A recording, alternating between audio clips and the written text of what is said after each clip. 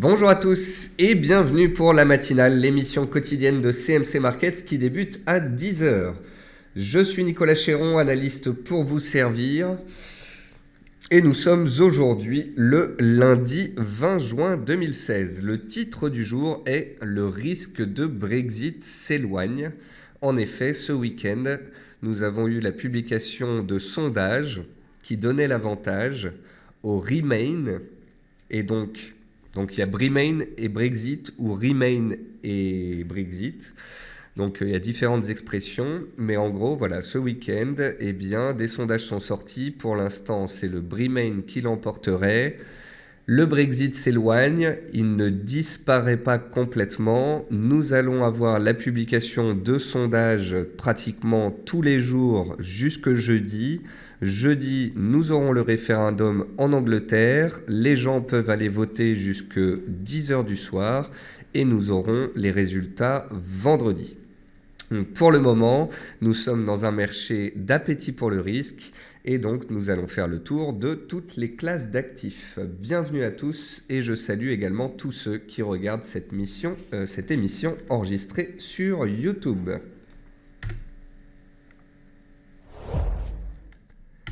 Comme tous les matins, voici un avertissement sur les risques concernant le caractère purement informatif de cette présentation et les CFD. Je vous laisse en prendre note. Je vous invite comme tous les matins à utiliser les fonctions de chat et de questions-réponses en haut de votre écran pour pouvoir converser avec moi. Alors, comme tous les matins, nous allons voir ensemble les actualités macro, marché, actions, les statistiques passées et à venir. Nous allons voir une figure graphique reconnue par la plateforme de CMC Markets et bien évidemment, je répondrai à vos éventuelles questions.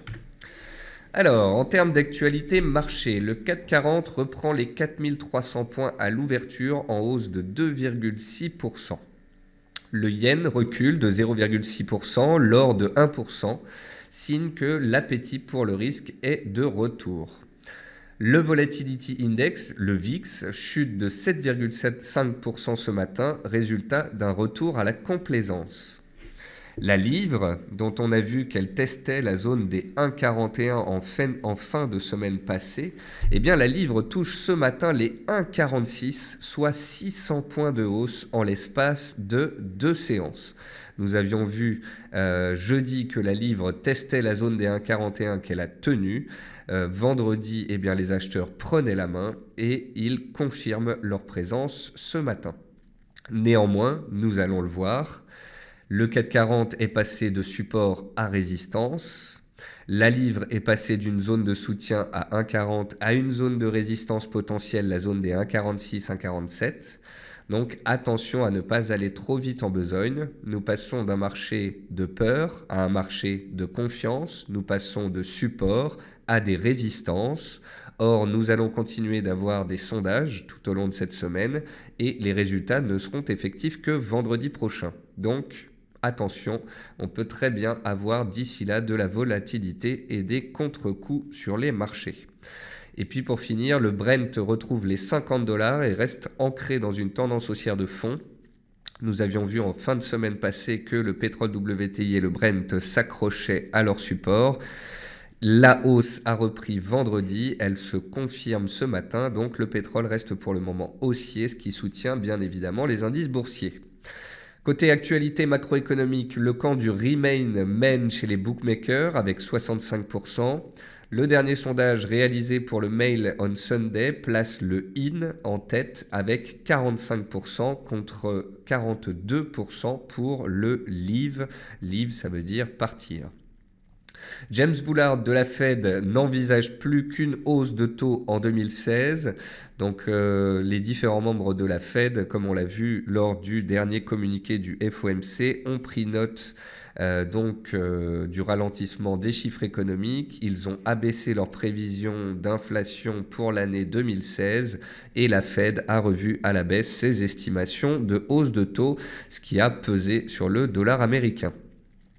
Et puis les banques centrales sont prêtes à une action concertée en cas de Brexit. En effet, en cas de Brexit, on pourrait avoir de forts décalages sur les indices et sur les monnaies. Les banques centrales seraient donc prêtes à une action à plusieurs pour pouvoir contrecarrer donc cette extrême volatilité qui pourrait être engendrée par un Brexit.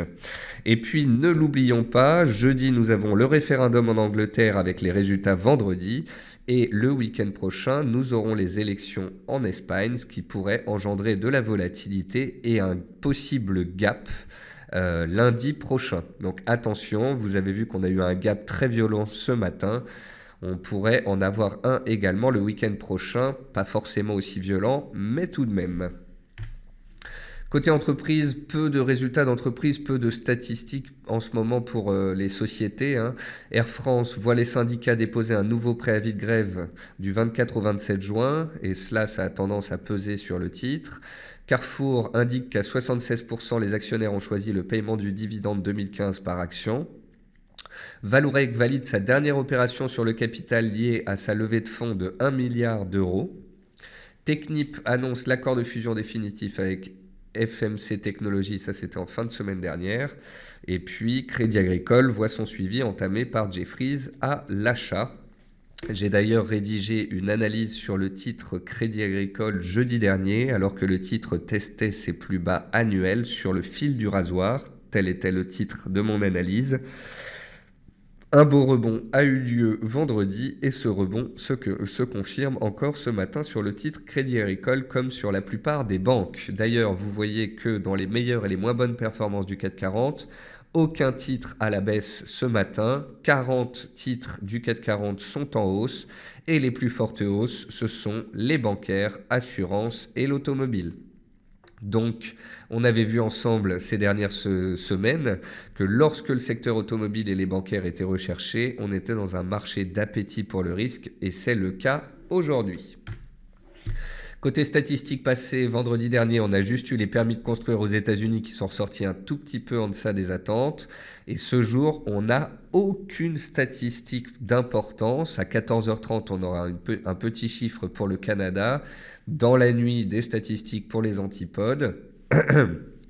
Mais sinon, c'est aujourd'hui une journée vraiment sans statistiques où le marché va évoluer au gré de l'appétit pour le risque. Et puis, dans la reconnaissance de figures graphiques, j'ai pris donc ce matin un triangle en données 4 heures sur la paire USD-Yen.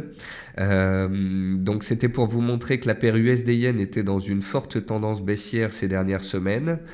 L'USD-Yen s'est stabilisé jeudi, vendredi dernier. Il rebondit ce matin et il se trouve sous ses plus hauts de la fin de semaine dernière.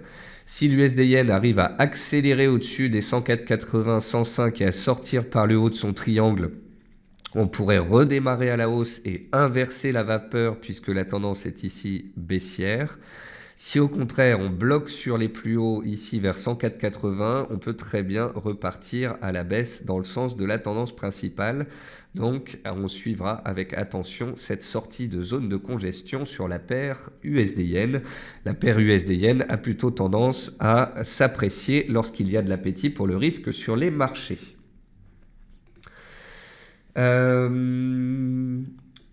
Alors, Olivier nous dit, est-ce qu'un Remain peut diminuer le risque de récession aux États-Unis? En fait, Olivier, le Remain, le fait que l'Angleterre continue de travailler avec l'Union européenne, ça n'a pas d'impact sur les risques de récession aux États-Unis. La récession aux États-Unis, elle dépend des chiffres d'entreprise et du PIB américain dans les trimestres à venir. Si l'Angleterre, donc s'il y avait Brexit, cela pourrait déstabiliser les marchés et ça pourrait engendrer de l'aversion pour le risque et peut-être que ça n'aiderait pas les fondamentaux en général. Mais voilà, je ne pense pas que ça ait un impact particulier sur les fondamentaux américains. D'ailleurs, on va commencer la partie graphique en regardant le SP500.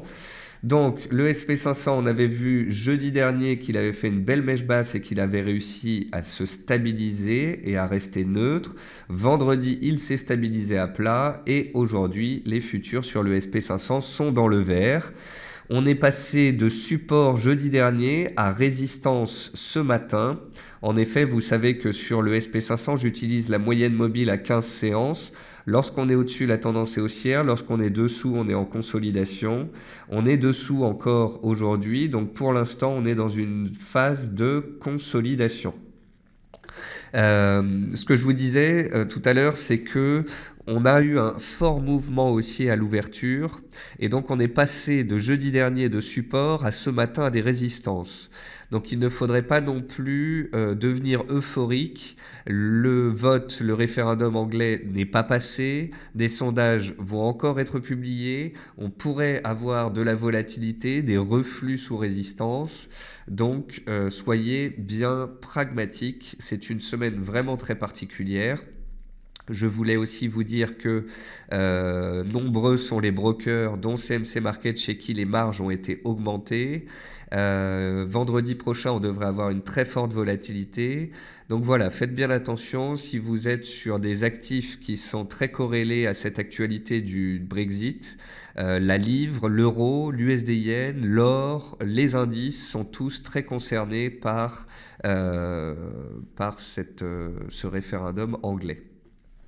Donc voilà, on a une zone de soutien ici qui a été travaillée la semaine dernière et qui se trouve dans la zone des 2060 points. On a une zone de résistance ici vers 2100, 2095, 2100. Donc si dans les séances qui viennent, on arrive à dépasser cette zone de prix, on pourrait retrouver les plus hauts annuels, puis les plus hauts historiques sur le SP500. C'est d'ailleurs le scénario que j'envisageais potentiellement s'il n'y avait pas Brexit.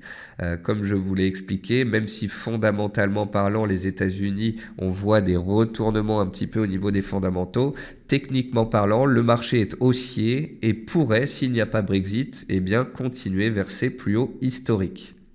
Le seul facteur qui viendrait changer la donne, ce serait une cassure du support des 2040 points qui a tenu tout le mois d'avril et tout le mois de mai. Donc voilà, on est passé de support à résistance et faisons attention, pas de statistiques ce jour, des sondages à venir dans les séances suivantes. Donc on pourrait très bien aussi latéraliser dans ces zones de prix jusqu'au référendum de jeudi. Ensuite, on va regarder la volatilité. Donc la volatilité, je vous avais montré la semaine dernière que jeudi, on avait eu un pic de volatilité, puis que la volatilité était retombée. Vendredi, la volatilité s'est stabilisée. Le VIX est venu clôturer pile poil sur les 20 points. Si le VIX repart au-dessus des 20 points, c'est une forte volatilité et ça s'accompagne souvent de risques baissiers. Tant que le VIX est sous les 20 points, on peut dire que la volatilité est modérée et qu'il y a un retour de l'appétit pour le risque des opérateurs. Donc on a eu un gap baissier sur le VIX perd 7% ce jour, la volatilité est faible et l'appétit pour le risque est bel et bien présent sur les indices. On va regarder les indices européens. On commence par le CAC 40. Donc le CAC 40, on avait vu jeudi dernier qu'il avait préappuyé sur les 4100 points. Vendredi, on avait vu qu'il travaillait la zone des 4220, 4250 points qui était un ancien support devenu résistance. La résistance a été dépassée par un gap haussier ce matin. Vous voyez qu'on est revenu travailler la zone des 4350 ici, qu'on avait beaucoup travaillé la première quinzaine de mai. Donc voilà, on a un support à 4200 points avec un gap ici qui a été ouvert entre les deux. On a une résistance à 4350 points. Donc vous voyez bien que ce matin, on a ouvert très haut, sous résistance, et pour l'instant, on assiste à des prises de bénéfices.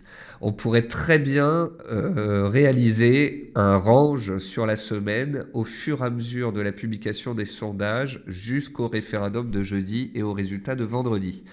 Et si vendredi tout s'est bien passé et que l'Angleterre ne sort pas, et que l'appétit pour le risque se confirme, eh bien on pourrait alors casser les résistances et relancer les dynamiques haussières précédentes. Donc voilà. Soyons pragmatiques, des supports ont été touchés, on a atteint des résistances ce matin, ne cédons pas non plus à l'euphorie, ça peut continuer de chahuter cette semaine. Et puis concernant le DAX, Donc vous voyez le DAX, on avait noté ensemble un range dans lequel les prix étaient depuis 3 mois. La zone des 9400, 9450 a été favorablement testée jeudi. Vendredi, les acheteurs ont validé qu'ils reprenaient la main. Et puis on a gapé aujourd'hui à la hausse. Vous voyez que le DAX à 9950 points, eh bien il se situe sous son oblique de soutien. Je vais la mettre en violet que vous puissiez la voir un petit peu mieux. On avait une oblique de soutien ici qui tenait la tendance haussière du DAX depuis 3 mois et demi. On l'a cassé donc le vendredi 10 juin à cause de justement des sondages qui donnaient le Brexit favorable potentiellement. On s'est fait des frayeurs la semaine dernière, puis en fin de semaine dernière, entre les sondages qui redevenaient positifs, plus des supports majeurs qui ont été testés, eh bien ça a permis donc un beau rebond technique sur le DAX. Donc le DAX est bel et bien neutre sur les 3 derniers mois, et il se situe non loin des 50% du range dans lequel il est depuis 3 mois. D'ailleurs, je vais calculer exactement les 50% de ce range pour voir où ça sort. Voilà, ça sort ici à 9950 points. Donc, on a une zone de résistance ici, 9950, 9970. Ça correspond à l'ancienne oblique de soutien et ça correspond aux 50% du range. Donc on vient bien de passer en 48 heures de support à résistance. On a un gros gap sous les pieds. Il n'est pas forcément évident que la hausse continue en ligne droite avec le gros gap qu'on a sous les pieds, et puis alors que le DAX gagne déjà plus de 2% sur la séance. Donc voilà, pour conclure sur les indices, on est passé d'un marché qui se faisait des frayeurs avec la volatilité, le yen et l'or qui étaient recherchés, à un marché qui revient en quelque sorte à la normale. Il y a de l'appétit pour le risque ce matin, mais comme vous pouvez le constater, la paire USD-Yen est sous résistance. Le CAC, le DAX, le SP500 se sont bien appréciés ce matin, mais font face très rapidement à des zones de résistance. Donc attention, on peut très bien avoir la publication d'autres sondages dans la semaine qui font remonter le doute. Et si le doute remonte, eh bien on pourrait voir les indices européens tenter de clôturer les gaps qu'ils ont ouverts sous leurs pieds. Voilà, donc attention. On va passer aux actions. Dans les actions, il y a très peu de baisse sur le marché actions ce jour. Il y a tellement d'appétit pour le risque qu'il y a très peu de titres. Vous voyez, j'ai 8 titres en baisse. Les 2 titres qui sont en principale baisse, c'est Eutelsat et SES. C'est 2 spécialistes des satellites. Et c'est des actions dont les titres sont dans des tendances fortement baissières depuis 3 mois. Donc ça explique que les vendeurs soient toujours présents sur ces titres-là. Sinon, sur tous les autres titres, nous avons de la hausse. Comme nous l'avions vu ensemble ces dernières semaines, lorsqu'il y a de la hausse, les secteurs à être les plus recherchés, c'est les bancaires, l'automobile, les biotech et les parapétrolières. Et dans le top 10 du jour, on a Genfit, une biotech, qui après avoir atteint son objectif baissier ici, a réagi en fin de semaine dernière et se reprend ce jour. Ensuite, on a CGG Veritas qui a réagi sur son support en fin de semaine dernière et qui confirme son rebond ce jour. On a Natixis, une bancaire qui a bel et bien tenu ses plus bas de février dernier et qui se reprend. Valeo, secteur automobile. BNP, secteur bancaire. Beau rebond de BNP jeudi dernier sur ses plus bas d'avril. Société Générale qui se reprend et qui a fait pareil, un beau point bas sur ses plus bas d'avril. Crédit Agricole, donc j'avais écrit une analyse dessus jeudi dernier sur support. Vendredi, la hausse a repris et aujourd'hui, on confirme le retour des acheteurs. Mais vous voyez bien que très rapidement, le titre Crédit Agricole va se retrouver sous une résistance, c'est plus bas du mois de mai. Et vous pouvez voir aussi que le titre Crédit Agricole a 2 gros gaps sous les pieds. Donc la hausse n'est pas si évidente que cela. Donc même chose sur le marché action, on a touché des supports, on a eu des réactions haussières jeudi dernier, on a eu des hausses jeudi en fin de séance ou bien vendredi et encore ce matin lundi. Ça fait des beaux rebonds, hein. Le titre Crédit Agricole en 48 heures a gagné 10%. Et maintenant qu'on n'a pas de statistiques majeures et qu'on est sous des résistances, il n'est pas forcément évident que ces rebonds perdurent aussi facilement. Donc il va peut-être falloir être pragmatique, prudent et un petit peu attentiste. Alors excusez-moi une petite seconde, je me mouche parce que j'ai un rhume terrible.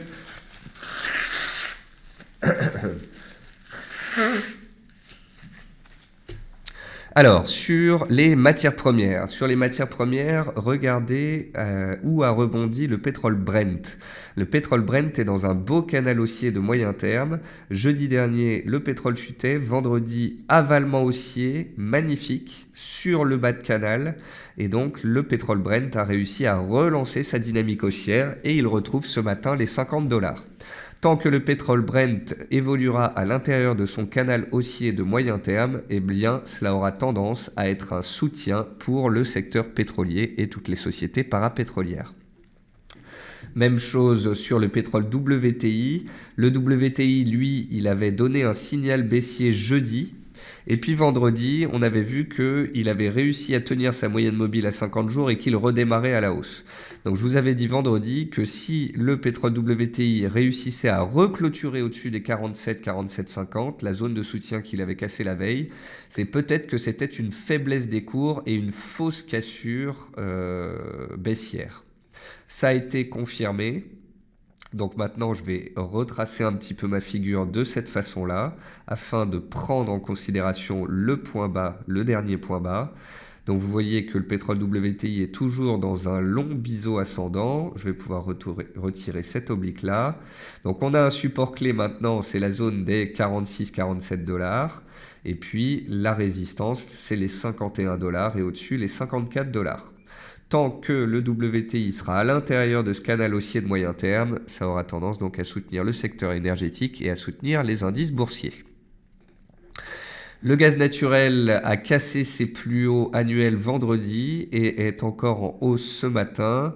Donc tout comme le WTI et le Brent qui ont réussi à redémarrer leur dynamique haussière, le gaz, lui, n'a même pas consolidé ces dernières semaines. Il a fait une semaine de consolidation sous résistance et puis il a passé sa résistance en force. Les 2,55 qui faisaient une résistance, ici qui datait du mois de juin 2015 et de septembre 2015, font désormais support. Tant qu'on est au-dessus de ce niveau-là, on peut continuer de grimper. Si on venait à passer dessous, eh bien, ça inverserait la vapeur. Comme sur de nombreuses matières premières haussières, vous pouvez tracer des petites obliques qui passent par tous les plus bas et qui permettent de cadrer la tendance. Et jusqu'à ce qu'on casse l'oblique, la tendance peut perdurer. Ensuite, le coton. Le coton, donc, on avait vu qu'il avait échoué sous résistance début de semaine dernière. Il était revenu vers support et il était reparti dans le sens de sa tendance. Comme de nombreuses matières premières agricoles, eh bien, les cours du coton matérialisent une sorte de triangle. Il y a une tendance haussière qui est en place depuis 3-4 mois. Il y a une résistance horizontale qui correspond à des niveaux de prix datant de 2015.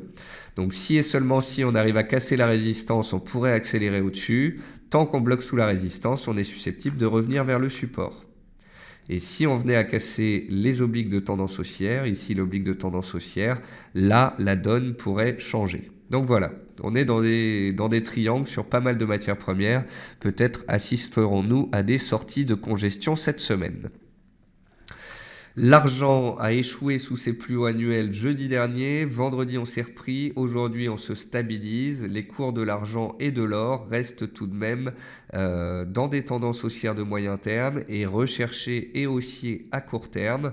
Donc oui, l'or et l'argent ont échoué sous leur plus haut annuel, mais n'ont pas forcément dit leur dernier mot. D'ailleurs, je vais regarder l'argent tout de suite. Voilà l'or. Donc voilà les cours de l'or. Donc jeudi dernier, échec de prix, on en avait parlé ensemble, hein. Je vous avais dit qu'à chaque fois que l'or cassait ses plus hauts précédents, par la suite il y avait souvent une consolidation.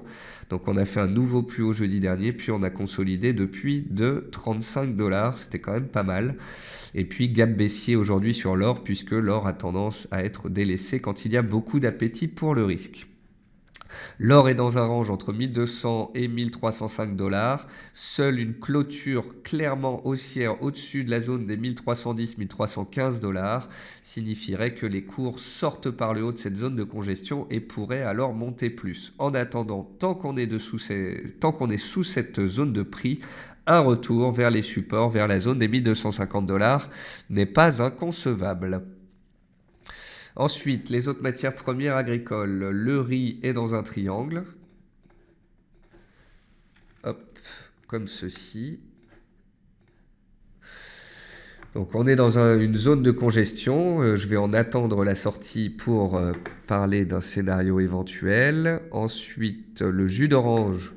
Le jus d'orange, on a vu donc que comme le coton, il était sous une zone de résistance, mais dans une tendance haussière. Donc si et seulement si le jus d'orange arrive à accélérer au-dessus de la zone des 168-170, il casse alors sa résistance et il pourrait de nouveau s'apprécier. Si au contraire on finit par échouer sous cette zone de prix et casser l'oblique de soutien haussière, alors on pourra parler d'un scénario correctif. On avait vu ensemble la pertinence de cette résistance le mardi 7 juin. On a eu une consolidation depuis de à peu près 6-7%, mais les acheteurs sont repartis et gardent la main pour le moment. Donc dans ces cas-là, il ne faut pas forcer. Si la résistance venait à être dépassée, il faudrait en prendre note. Les acheteurs auraient alors la main et les vendeurs la lâcheraient potentiellement. Ensuite, le blé, donc on avait vu qu'il est toujours dans son biseau descendant de moyen terme, qu'il est sous pression.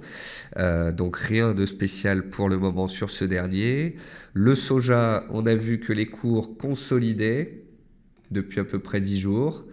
On est dans une tendance haussière sur le soja. La moyenne mobile à 20 séances fait soutien. Donc même chose que pour le coton et le jus d'orange. Tant qu'on est au-dessus du support ici à 1125 de la moyenne mobile à 20 séances et de l'oblique de soutien, la tendance est haussière. Si et seulement si on casse les 1125, alors on casse la tendance haussière qui dure depuis 2 mois et on aura certainement alors une consolidation des cours. Ensuite, on a le maïs qui, comme le coton et le jus d'orange, est sous résistance. Donc, vous voyez le graphique de moyen terme. Le maïs, donc, travaille depuis 2 semaines ses plus hauts de 2015. La différence, c'est qu'en 2015, lorsqu'on a travaillé cette zone de prix, on est reparti violemment à la baisse et que pour l'instant, ici, les cours du maïs tiennent bon. Le maïs crée un range, en fait, depuis 2 semaines. Si on sort de ce range par le haut, on confirme la cassure de résistance et on pourrait continuer de s'apprécier. Si on n'arrive pas à dépasser les plus hauts et qu'on revient sous les 423, l'ancienne résistance, alors on pourrait assister à un retour à la baisse des cours. Mais force est de constater que le soja, le coton, le jus d'orange et le maïs, certes sont sous des zones de résistance, mais les tiennent bien pour le moment. Et puis, je finis par la configuration que je préfère. La configuration que je préfère, c'est celle du sucre. Du moins, ce n'est pas celle que je préfère, mais c'est celle que je vais étudier le plus cette semaine. En effet, les cours du sucre depuis 1, 2, 3, 4, 5, 6, 7, 8, 9, 10 mois. Depuis 10 mois, les cours du sucre sont dans une tendance haussière forte. Les cours du sucre ont pris 100%. Entre le mois d'août dernier où j'écrivais l'analyse, vous prendrez bien un sucre, point d'interrogation, et la semaine dernière, les cours du sucre en 10 mois ont pris 100%. Ils ont pris 100%, ils sont dans des tendances haussières, donc mensuelles, hebdomadaires et journalières. Néanmoins, j'ai un petit pré-signal de consolidation à court terme. On a une jolie double mèche ici sur le seuil psychologique des 20. Donc, je vais surveiller le range dans lequel les cours sont depuis plusieurs séances, entre 19,20 et les fameux 20. Si on arrive à casser cette zone de prix, à casser les 2 mèches hautes de la semaine dernière vers 20,10, eh bien on pourrait continuer de s'apprécier dans le sens de la dynamique de fond. Par contre, si on confirme ce double test, ce double échec sur le seuil psychologique des 20 et puis que les cours reviennent vers les 19,20 puis les cassent, alors on pourrait voir une consolidation, une correction de court terme se mettre en place sur les cours du sucre. Donc voilà, il y a 10 mois, j'ai été particulièrement comment dire, positivement surpris par cette superbe configuration qui s'est échappée à la hausse et qu'on a suivi ensuite pendant plusieurs semaines. Et bien là, de nouveau, je m'y intéresse, mais pour mettre éventuellement à profit une consolidation des cours en cas de validation du double top de la semaine dernière. On va passer pour finir aux devises. Donc sur les devises, aujourd'hui, les devises qui s'apprécient le plus en termes de performance, ce sont les paires en yens, plus, c'est la livre contre de nombreuses paires, plus les paires en yens. Donc on retrouve GBP yen, Euro yen et USD yen. Ah, l'USD yen, vous voyez, c'est pas très net, hein, c'est pas encore très clair. Et puis donc dans les plus fortes hausses, on a GBP USD, GBP Yen, GBP CAD, GBP AUD, GBP NZD. Donc moi je vous avais montré GBP USD la semaine dernière, j'en ai parlé à plusieurs reprises. J'ai expliqué que je trouvais que la zone des 1,41 tenait très bien. Je vous en ai parlé mardi, mercredi, jeudi, vendredi, les acheteurs ont repris la main. Aujourd'hui, on a eu un gap haussier et une très forte accélération. Donc voilà, moi je trouvais que les risques de Brexit restaient faibles, je trouvais que la livre était sous pression et peut-être largement vendue, que la baisse était que le résultat d'un pessimisme exacerbé. Je m'attendais donc à une stabilisation, voire à un rebond des cours. Alors je ne m'attendais pas forcément à une hausse aussi puissante et au fait qu'on rallie la résistance, la zone des 1,47. Alors il est clair que s'il n'y a pas de Brexit, ça pourrait de nouveau donner du punch à la livre, et si la livre casse la zone des 1,47, eh bien on pourrait aller chercher rapidement les 1,50, et ça je vous en parlais déjà il y a un mois ou deux. D'ailleurs j'en parle depuis le début de l'année. Depuis le début de l'année qu'on a tenu la zone des 1,40 et qu'on s'est fait des frayeurs sur la livre, depuis je vous dis que tant qu'on tient la zone des 1,40, 1,41 et qu'il n'y a pas de Brexit, eh bien je ne vois pas pourquoi ça casserait. Donc là on est bien remonté de support à résistance, vous voyez qu'on arrive sur une zone de prix d'importance. Le timing est donc complexe désormais. La hausse est puissante à court terme et se mettre en face d'un tel mouvement pour vendre la résistance, ça m'apparaît quand même assez agressif et assez dangereux.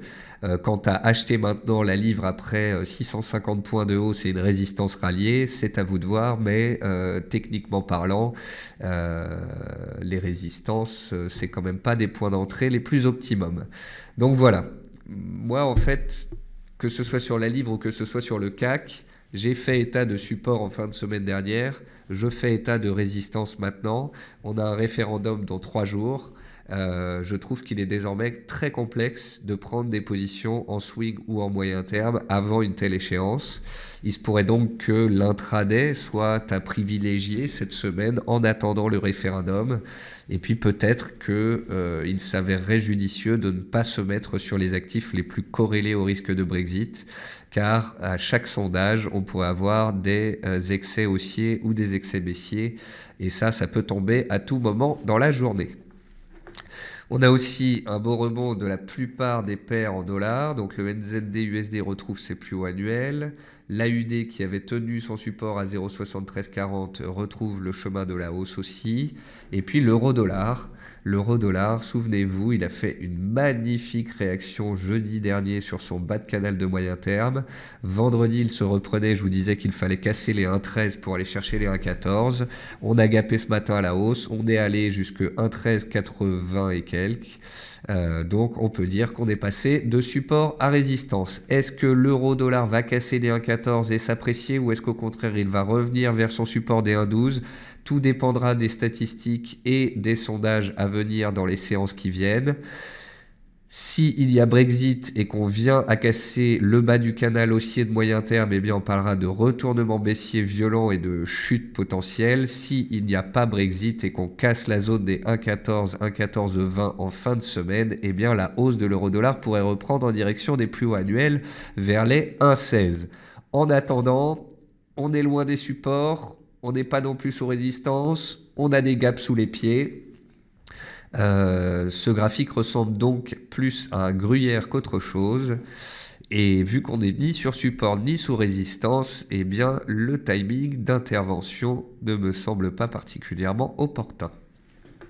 Et puis pour finir, le dollar index. Le dollar index, on avait vu la semaine dernière qu'il était sous résistance à 95 points. Jeudi dernier, le dollar a fait des mouvements très volatiles puisqu'il y avait de l'aversion au risque très forte. Puis la vapeur s'est inversée, les acheteurs ont repris la main sur les marchés et le dollar, lui, a pris le chemin de la baisse. Le dollar, néanmoins, retrouve ses plus bas du début juin et pourrait tenter de réagir sur cette zone de prix. Donc il est passé de résistance à support, de la même manière que les indices sont passés de support à résistance, tout comme la livre qui est passée de support à résistance.